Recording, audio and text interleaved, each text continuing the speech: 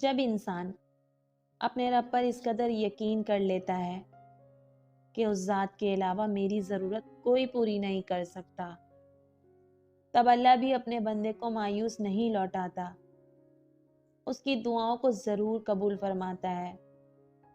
السلام علیکم ویورز، اللہ پر یقین آخر ہے کیا؟ یہ جاننے کے لیے ویڈیو کو اینڈ تک ضرور دیکھیے گا۔ خوشی، غم اور مشکلیں زندگی کا حصہ ہیں۔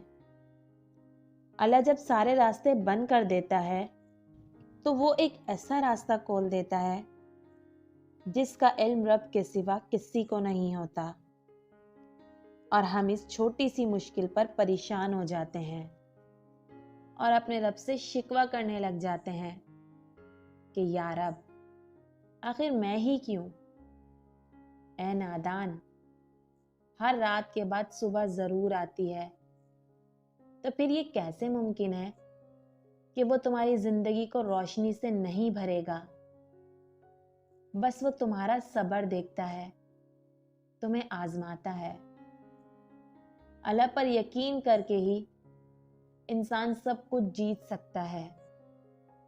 نفرت کی سب نشانیاں ملنے کے باوجود اللہ کی محبت پر یقین، قہر کی سب علامتیں دکھائی دینے کے باوجود اس رب کے رحم پر یقین، ہماری بیماری کبھی ٹھیک نہیں ہو سکتی، ساری دنیا کے کہنے کے باوجود اس کی شفا پر یقین، جو زمین سے نہیں ہوتا وہ آسمان سے ہوتا ہے، سب کچھ رب کے حکم سے ہی ہوتا ہے، اس بات پر یقین۔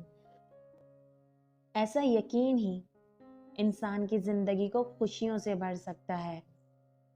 وہ اللہ ہی ہے جس پر یقین کر کے اندھیرے میں بھی راستہ نکل آتا ہے، مشکلیں آسانیوں میں بدل جاتی ہیں۔ بس اپنے رب پر پختہ یقین رکھو۔